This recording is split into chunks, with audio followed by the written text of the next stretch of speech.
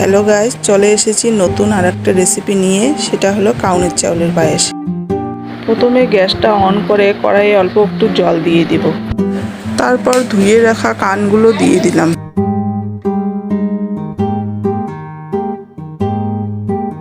এখানে আমি কিছু ড্রাই ফ্রুট নিয়েছি। জল আর কাউনের চালগুলোর মধ্যে 1 গ্লাস দুধ ঢেলে দিলাম। এখন আমি 2টো তেজপাতা, 2টো এলাচ দিয়ে দেব। দুধ চালটা এখন ভালো করে নিতে হবে। ড্রাই ফ্রুট দিয়ে দিলাম। এখন ভালো করে মিশিয়ে এক চিমটে লবণ দিলাম। এখন চিনি দেব। এখানে আমি 6-7 চামচ চিনি দিয়েছি। তারপর 1 চামচ ঘি দিয়ে ভালো করে মিশিয়ে নামিয়ে নেব। এখন সাজানোর জন্য উপর থেকে একটু ড্রাই ফ্রুট দিয়ে আমাদের পায়েসটি একদম রেডি।